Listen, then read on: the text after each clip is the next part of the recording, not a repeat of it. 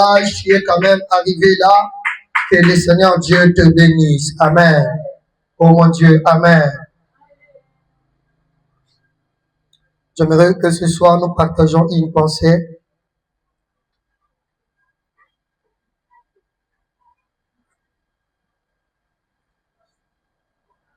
Que nous partageons une pensée seulement rattachée à ces moments, à ces instants de la Pâque,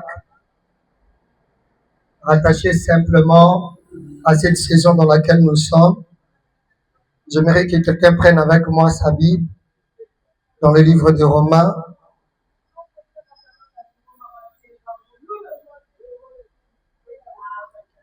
Okabola maine bale papa obomane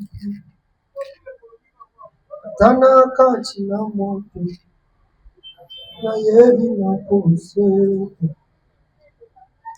okatisa mabota na nguya yalo boko na yonde nkolo na bomo yokosakate fololo ya bolingo na yeko bonzela papa yo simbi mitema ye tozali nzambe nani akoki kosunga lokola yo mosantu yo nde nzambe na momo. Alléluia. Oh mon Dieu, alléluia, alléluia. Romains chapitre 3, on commence à partir du verset 21. Mais maintenant, sans la loi est manifestée la justice de Dieu. Maintenant, sans la loi est manifestée la justice de Dieu, attestée dans la loi et les prophètes, justice de Dieu par la foi en Jésus-Christ pour tous ceux qui croient. Car il n'y a pas de distinction, tous ont péché et sont privés de la gloire de Dieu. Et ils sont gratuitement justifiés par la grâce. Est-ce que quelqu'un a sa Bible avec moi? Et ils sont tous gratuitement justifiés par sa grâce, par les moyens de la rédemption qui est dans le Christ Jésus. C'est lui que Dieu a destiné comme moyen d'expiation pour ceux qui auraient la foi en son sang, afin de montrer sa justice, parce qu'il avait laissé impuni le péché commis auparavant au temps de sa patience. Il a voulu montrer sa justice dans les temps présents, de manière à être reconnu juste, tout en justifiant celui qui a la foi en Jésus. Où donc est le sujet de se glorifier? Le sujet de se glorifier est exclu. Par quelle loi? Par la loi des œuvres? Non, mais par la loi de la foi. Quelqu'un peut dire pas les œuvres, mais la foi. On dit le tient pas les œuvres, mais la foi. Il y a ici dans le texte que nous venons de lire, on est en train de nous parler de la foi, mais on est en train de marteler sur la loi et la justice, ainsi que la justice de Dieu. La loi, c'est quoi? Il est écrit, l'homme est censé récolter selon ce qu'il sème. Moto akobuka eloko landisa eloko oyaloni. Amen. Mon Dieu, amen. J'aimerais que tu me suives attentivement, je ne serai pas long. Donc, nakati ya justice ya mboka Congo to ya bamboka nyonso, bazali na o bazobenga mobeko constitution, tant bazo sambisa mutu en fonction ya makambo o mobeko elobi. Alors justice wana babenga ngo justice pona nini? Po ezopesa na mutu nyonso lifuti o ebongisami na eloko oye asali. Alléluia. C'est-à-dire ceux qui moto asali mabe wana ndeti par exemple abomi mutu na kati ya mobeko ezopesa justice pour que justice ezala ça la manifeste pour le balinga les anga moi passe pour que justice et lisama na lolenge esengeli il faut que bazope mutu wana o abomi bapesa e condamnation o mobeko et lobby. Alléluia. Alléluia. On a vu récemment, il y a eu un docteur qui a maltraité une patiente à l'hôpital. Il a donné des raisons qu'il pouvait donner. Alors, ezali pona bolamu na ye. Amen. Ezali pona bolamu na ye, yango na metake parce que abandé déjà au sale hémorragie. Intention nyonso wana talobi ata zaki na motema malamu. Ata zaki na intention malamu, justice ekotala intention te, justice ekosala eloko ni ya sali mobeko pe elobi ni soki mutu asali eloko ya bongo. Alléluia. Alléluia. C'est-à-dire, ezana eloko yango tomona kana signe ya justice na biso to ba sa justice, omona balakisaka signe symbole ya balance. Symbole ya balance ni koloba eloko o ezana droite, il faut ezana na kilo moko, na valeur moko, na équivalence moko, to pe na nature moko, to na correspondance moko na eloko o eza na loboko mosusu. C'est-à-dire soki balance etengami wana ba loba injustice ezali. Mais ce qui est vendu tout droit, c'est dans la même mesure et il y a la justice à ce niveau-là, à ce point-là, on parle bien de la justice. Alors, quand on parle de la justice également dans les rangs sociaux, dans la vie, on est en train de parler, comme j'étais en train de le dire, le résultat ou bien les conséquences de tout ce que tu fais. Et pas y a on basa na foi na hindouisme ou bien ça s'appelle déjà comment bouddhisme bato basa na foi na kati kuna basa na notion mosusu bazaka na la vie babengaka yango karma. Amen. Babengaka yango karma.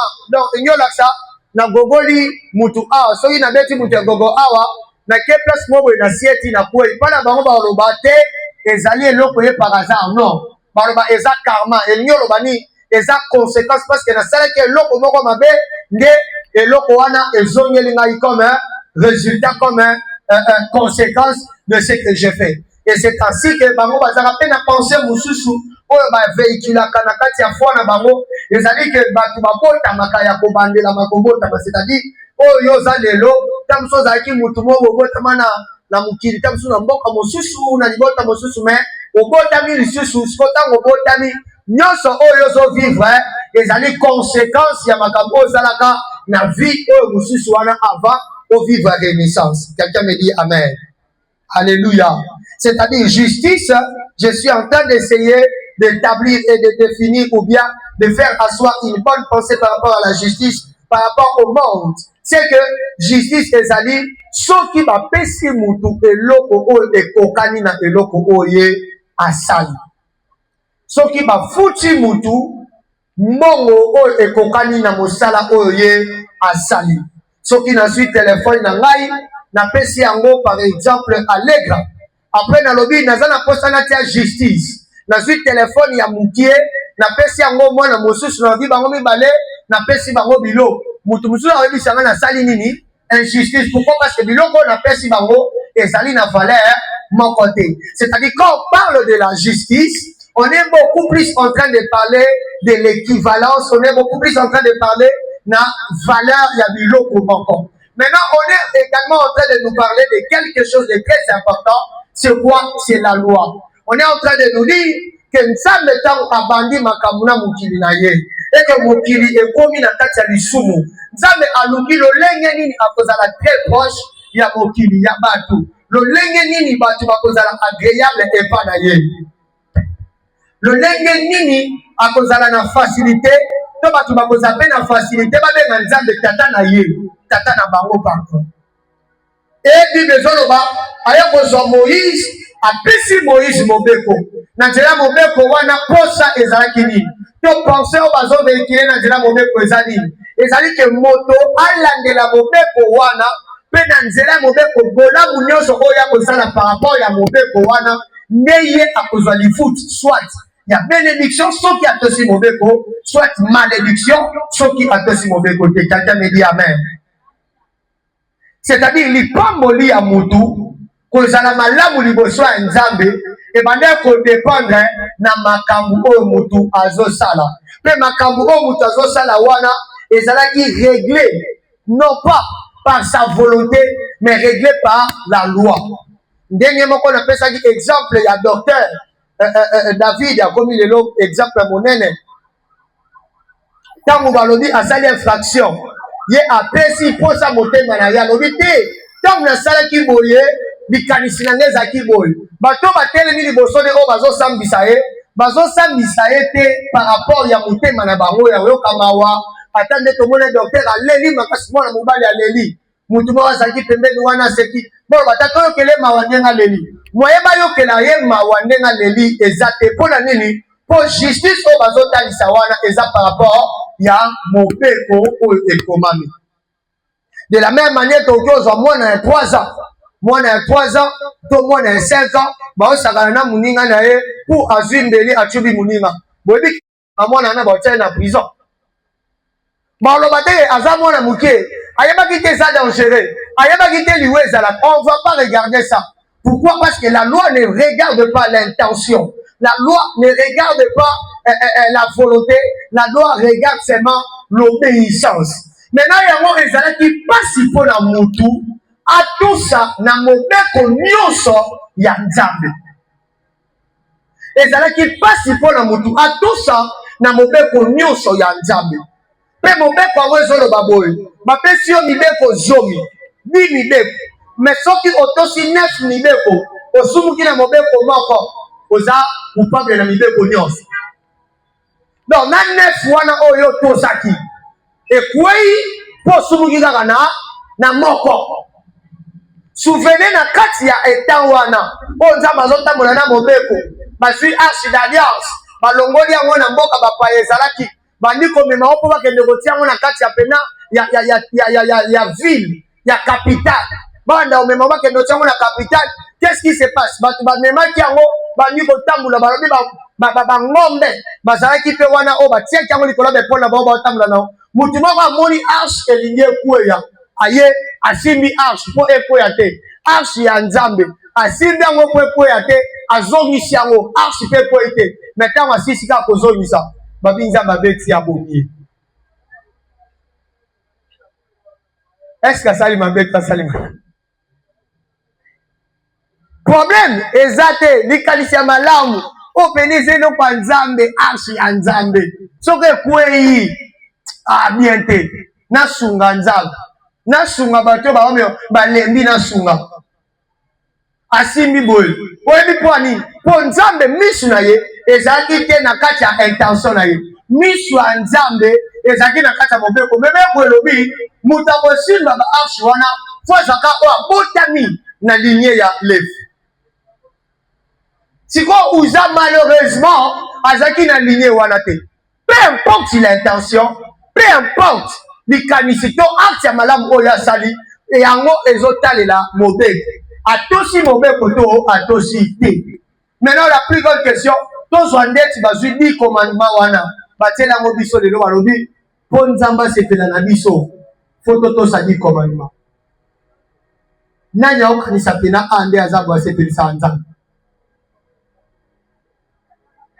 Amen. Alléluia. Oh mon Dieu. Alléluia. Il y a un homme de Dieu merveilleux. Une fois, à Télémi, à Aloba, dans celui-là, Kambang Alobi. Et bien, il est en Evozalia, ou à Soko Sumuki, aucune église. Oloba, non, na Koyate Po, na Sumuki. Abi, est-ce que prophète, il peut se rater na chair? À Sumugate. T'es pas terminé na chair, mais tam sous côté à outi pe à Sumuki. Si on n'est côté à outi à Sumuki, wana. Aya sauté na chair. Oh, mutubiza lobi, ngano église, t'es prophète à Yomonanga. Maintenant, quoi dit prophète, il est à Obangate, à Sumuki, aya terminé la chair, mais à Obangate, yo Omonai. Zame pas encore le chopé dans d'autres. Amen. Amen. Mais pour la nini ya Obangate. L'homme selon le cœur de Dieu qu'on appelle David, on nous apprend que Azaki Moutou, il y a des soum. Une fois, ça la maman a des soum. Abomisi na moutou. Asali dans le kobo. Abomisi moutou. Atini pena moutou que la foi babo mae. adi ke ndenga tingie bongo alobia ke kuna po akufa ndenga akufa bongo et otika aozamwa sinae roi David l'homme selon le cœur de Dieu. Dieu me sous Bible Satan a côté David na kata mutema asali dénombrement ngenge nzamba pekisa mais makasi ya mutu wana ezakini à chaque fois kabanda kosumuka azonga asenga pardon. Amen. Oh mon Dieu, amen. Et puis quand on senga pardon alongola makambo wana na mutu na ye omona soute bomona mille pas place David abandel koloba oh nzambe nasumuka ngina mwasi ya soda na ngai nazoka eloko wana etikala nga non ye po na ye na mutu ne soit sengi pardon esili et esili. Alors nzambe na sagesse na ye na bolingo na ye ayebaki ete eza pasi po ngana yo tozala justifié par les œuvres. Eza pasi po ngai na yo to sepelisa nzambe na makambo o biso tosala. Eza pasi po ngai na yo to telema liboso ya nzambe to bando tuta tolo nzambe yo pena fo pambola ngai ka po nga na sala kaboli po nga na sala kaboli po nga na sala o ma ta okoloba ngo lobi osilisi ezala na kwa moko boye nzambe ayebisa est-ce que loko boye osala kia. Alléluia. Alléluia. Eza pasi pona nzela makambo tosala tokoka kosepelisa nzambe. Siko nzambe na sagesse na ye asali nini? Quelqu'un peut dire avec moi la justice de Dieu. On dit bien la justice de Dieu. Justice ya nzambe siko nzambe yo avandisa ngo lolenge nini? Nzambe posani ezalaki abanda kosololaka na frère Adam asolola na frère David. Mais tant azotala frère David na nature a masumu au frère David azalango aopesa ye kanda moyen akutana na ye ezate moyen asolola na ye ezate pona nini po azosepelisa ye te na makambo oyo azosala. Maintenant azakupa en réalité ngana frère David comme je donne l'exemple toki totemi liboso ya nzambe nzambe fo atala biso na nkele atali biso bi po banani bokotema liboso na nga te boza impur boza coupable bozopesa nga kanda il faut na mengana na kanda na nga ezali il faut na boma bino même nde bozwa bible ezoloba tous ont péché même le bébé oyo awuti kobotama abotami na makila na kati ya makila wana eza na mungongo moko ezoganga mungongo wana ezoganga ni lisumu c'est-à-dire quand nzambe azotala na bébé azomona toyebi lisolo babi nzambe aboma mokili na mai est-ce que nzambe aépargnaki babébé? Alléluia. Même les bébés le problème c'était à ce niveau-là. Même ata soki nasali na ngai eloko pena ya mabe te lolenge na nga kaka ya kozala sans Jésus, sans la grâce, sans la croix moyen nzambe akutana na nga eza te. Après stratégie ya nzambe justice ya nzambe esalama ndenge nini? Justice ya nzambe eza te soki osali makambo malamu tosali makambo mabe nde justice ne intervenir non. Justice ya nzambe eza ndenge nini? Alingi asauver frère David mutu ya masumu akondane frère David mutu ya masumu mais bolingo na ye ezotinda ye moya akondane ye eza te. Sikoyo justice na ye esala nde asali nini? Abengi Yesu azwi mwana ne alikinda Bible elobi babaki Yesu na ekulusu mais Yesu wana amekamaki na batentation nyonso oyo ezalaka na mokili bamekela ngo Yesu mais Bible elobi akoya ata na lisumu moko te. Akoya ata na lisumu moko te.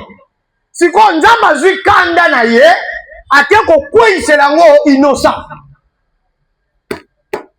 Nzambe azwi kanda na ye akweyiseli yango innocent. Innocent naza susu nani? Liloba oyo ye moko autilisaka po créer mokili mobimba. Nazwi kanda na ye nyonso wana wazaki nango envers Allegra envers Claudine azwi akweyiseli yango likolo ya Yesu. Yesu babaki ye to mokili ezotala babaki nani? Innocent. Kanda nzambe ke likolo nani? Ya mutu asali eloko te.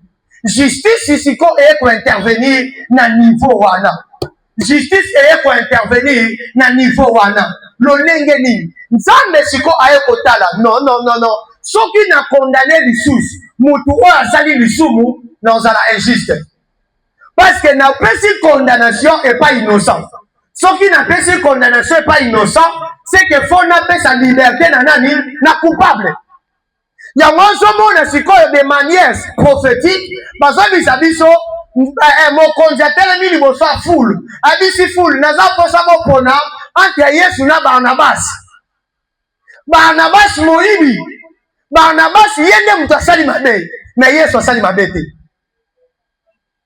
nde balobi te na justice ya nzambe ndenge azokondane innocent c'est que oyo aza coupable fo aza nini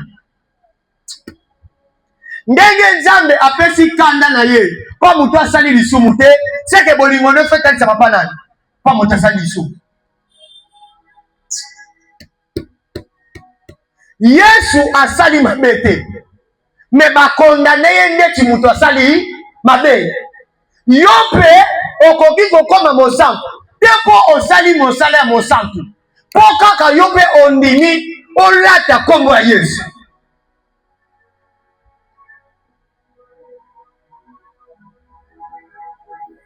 yesu ntango ate na ekulusu babaki ye en réalité oyo babandaki kobaka na ekulusu ezalaki yesu oyo alataki nkombo na yo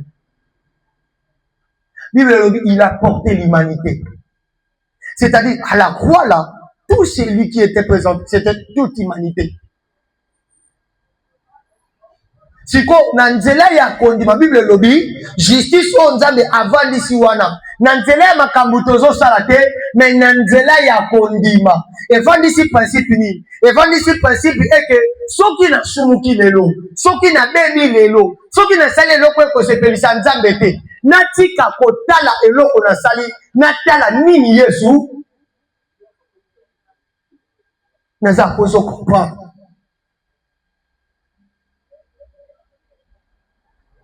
awa na droite tozali na moto ya masumu awa na gauche toza na mosantu yesu nde mosantu ngai nabeba moto ya masumu na en réalité na biloko mibale oyo fo nabwaka eza oyo oyo fo nabwaka eza oyo soki nabwaki oyo na ndenge na biso bato eza injustice amen eza injustice eza motema mabe sikoyo nzambe akomprendre ke justice ya bato etambola bongo mpo akoma kondima oyo mpo babanda kondima oyo il faut abwaka oyo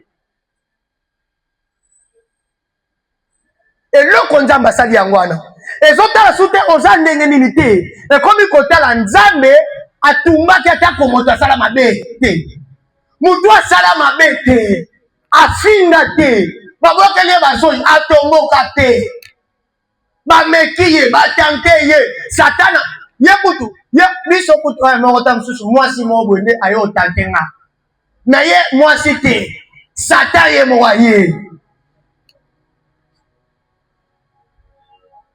amen frère gloire démon te ta mosusu oyo sirene moko boye nde abimelaki ntango aye sirene ana tali oyo na misi moko avute yo okwei ah pardon bafrère biso mpe mo ya pasi nayebi ser moko tosolola na ye ayebisinga o akangi mobali ne atriche abia ok après baokontinue kaka relation baokontinue nde abio asengi nga pardon aza prophète alobi satan moto akotelaki abi aza avutima satan moto akotelaki ye satan tate amen oh mon dieu amen nayo naseki namoni statut moko moto alobi moko mosusu totema mpena boye liboso esambiselo satan okamwa moto abi oyo nayibaki mbongo oyo satan moto akotelanga satan akamwa Quand vous les allez en été, vous allez dans le Pakistan. Non, créer la guerre. Non, côté la Tunisie. Amen. Alléluia. Hein? Non, expliquez Bissokara. Grandeur. Il y a Elo Kwango. Donc, Mutu a tenté. Mutu kaka. Mutu yemoronde. N'a pas posé en zoto na a tenté. Yo prendre a tenté. En voûté ote. A salé les kindogite. Ni te analyse le kamis. Yo komoni kamis au kwei. Après, oh, Satan d'un côté. Satan côté que pour Oluli. C'est ça, quoi. Ne pasteur à l'oba. Oh, prophète, ça y est, attali serment, il dit, c'est, na boutou, d'amba l'exinga na vision. Yo ne voici là. Yo l'autre à la garde, oh, yo si au mola. D'amba quoi l'action na vision de moutou, oh, yo yébité. À la question moutana, yo yébité, au traque au monété, après son adresse. C'est possible. Moi, j'ai connu des personnes, un berger, à comme un berger, il y a un ministère, mon corps, ministère, wana, batmando, kambabao, on a soutenu entre barreaux. Bah, quand tu prières, tu peux adresse, na koma muta na bandana. Bah, y'a une adresse, voilà, bah, vite, on look à moutantel, moutanwa vandara, ah, ok. Zamba tini biso pana yeku. A combien Belgique? Amen. J'ai même une sœur, peut-être je vais l'inviter, peut-être comme sous dimanche. Tiens, na lotaye, na tigala koye baete. Na loti bébé, na loti bébé. Na tigala koye baete. Bah, tini biso na adresse, to kendo luka mutu. To comme une adresse en wana, to bungi. To se retrouver na lupangu. Coïncidence, ces animaux. Tini biso to kende pas sœur moko, comme on a eu Arlette, petite sœur na eu, comme on a eu Grâce. Avenyango, ezali, na bosani kombo aveni, mais numéro 30. To komi, boyebi ba aveni, ezalaka 30 hours. 30 mousous na se, 29 hours, 28 na se. Si vous avez dit, petit peu porte. Bon, abimi, tobi, toluka, sœur Arlette, oh, petite sœur, na comme on a Grâce. Abi, basalaka out. Ba fongole biso porte. To coach. Donc, tu vas dans la véranda, na tali sero, tu vas dans la vie. J'ai comme impression que tu as une mauvaise adresse. Si vous avez sani, abi singate, tu sais pardon, tu s'excuser, tu balubi, tu que l'oura, adresse, tu vas c'est faux dans la prophétique. Nous avons mené, nous avons mené biso out. Tu vas tant que c'est wana arrête abimi. Effectivement, ils ont dit que tu mais même combo, petite sœur de paix, na combo encore. Tant que siko à l'ongole biso na véranda, à côté si biso na salon, na se retrouver ce qu'on a fait à salon, on a l'otaki. Biboumouné zaki, je crois, zaki na bazem, il y a 1 mois, 2 mois. Après, pendant nous retourne, est-ce que ah, ndako mukolo ndako aza soda? Abisinga oui, aza soda, aza kutu na mission. Pour na l'otaka ba soda. Na bandi se référer na bilo quoi. Na bi ah, ok. Mutu moko awa za na zemi to bébé mo uto bota. O tengani na za na zemi. Comme ça. Donc, on quitte ko lota mutu oyo, o mona na nu te. Corneille à lota Simon. Batinda ye ba pesa na avenir à Simon na kata Bible. À lota été. Donc, parfois, tu as tenté. Satan t'aime tenté biso. Ngai moko na bilule la na talikara. Na bisa bido dernièrement. Moi, j'ai prié plus de 3 fois. Na mon ici à mobo na binzambi. Ngai na dessiné moi sa vie nanga. Auzarabo. Je me suis na mon ici musu na bi Seigneur. Naka boye. Je me suis na mona na bandi prier après na zomi sous oh 3e fois de Allah salao. Et ça nous a metté et ça fait fois te. Maintenant,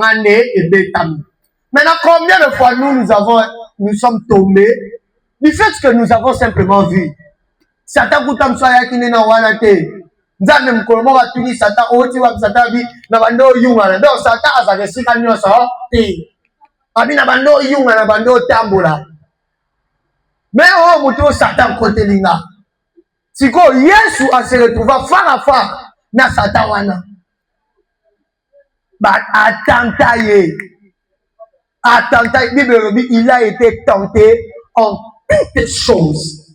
Mais après, il a atteint le sous-moment. C'est-à-dire, quand on a bandé côté la pena Yesu, azomona ata eloko oyo akopese le kanda na yete, azomona ata eloko oyo akopese le tumbu te. Mais à cause du fait que ça doit être une justice, ça doit être une balance par rapport à Dieu, il est en train de chercher à sauver quelqu'un qui a des défauts. Il faut qu'il donne quelque chose pour établir équivalence, pour établir équilibre. Donc, Nzambe a condamné innocent, mais l'autre côté, Nzambe a venu, a libéré, a justifié, Moutoua coupable. C'est par là que la justice de Dieu s'établit. C'est-à-dire que dans ta vie, quand on sort la justice en Nzambe, quand on sort la justice en Nzambe, ne pense pas à ce que tu as fait.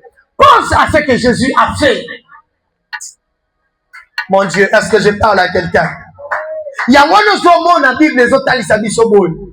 Ceux qui m'ont assuré les bâtisses, à côté katina Yesu.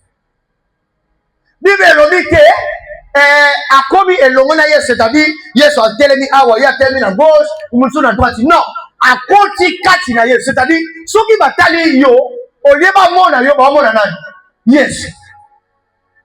Et le croyant est ça le magana lola.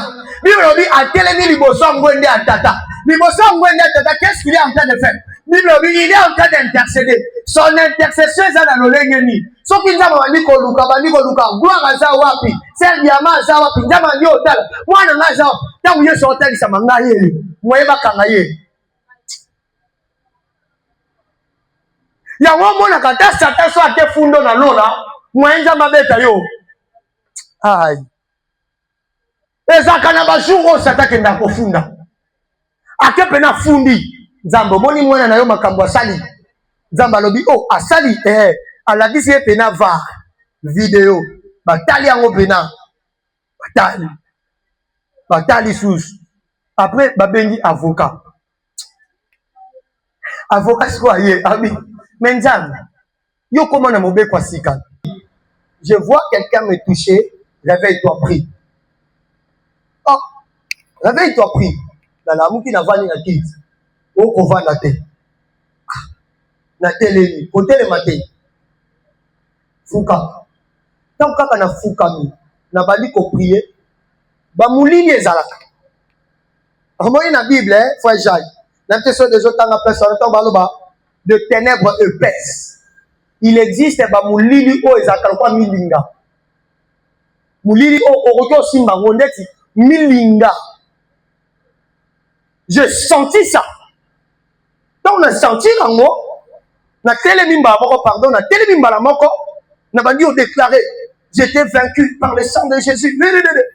J'ai senti eleki, elongwe. Tango elongwe na bangi, na fongoli porte. Et dimi neti 5h, neti 6h. Moi, pena bandeke balelaka, basoso tongo. Na monde comme il y a 6h, boye na bimana point. Na zela nani cousine tam susu ndeka lala kuna awazonga dia. Na bimati na prince. Na bandi ko intercéder no bi lelo mine ko ba accident ko sale matin na banzela oyo. Na oyi je priais. Quand j'ai fini de prier na bandi ozonga na tala bo désert.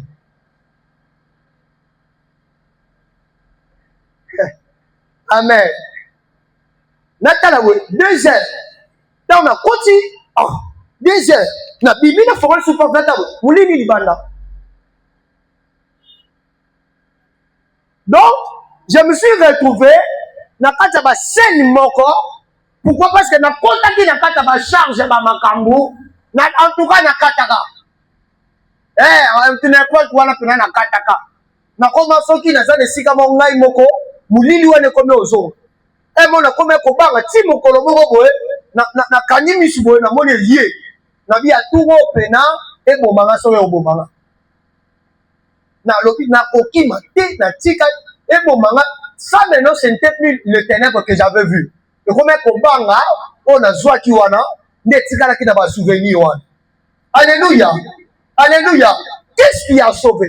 J'ai commencé à déclarer, à proclamer le sang de Jésus. J'ai dit, je suis fils de Dieu.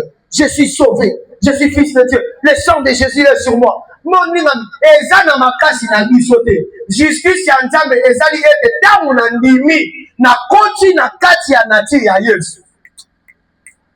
Yesu pe akotaki na kati ya nature na yo.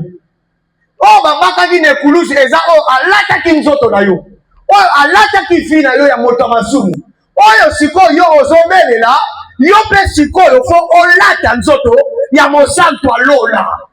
yo pe olati nzoto ya mosantu lola yango ozomona balobi eza na kombo mosusu te oyo epesami na kati na biso bato mpo tomikisama babi Yesu azwi kombo oyo Yesu azwa kombo yango eza nini so tobi topesa frère gloire kombo topesa frère gloire kombo tobata mosusu topesa ye kombo berger sikoyo Yesu balobi azalaki ya Yesu Kristo ntango asilisi kozala Yesu Kristo akufi asekwi Nzambe apesi ye kombo sikoyo Nzambe apesi wa ye eza kombo nini en fait ezali kombo te neti tobenga Antoine manene Bernadette non ezali identité wana oyo azwi azokabola yango na baoyo nyonso bazondimela ye yango ozomona pote mpona azoloba si je vis ce n'est plus moi qui vis mais c'est Christ qui vit en moi oyo nazotalisa epa bato eza nga te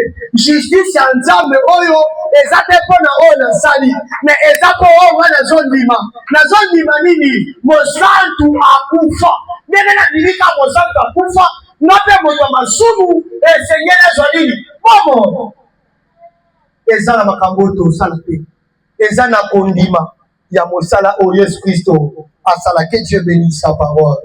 Quelqu'un peut acclamer la grâce de Dieu.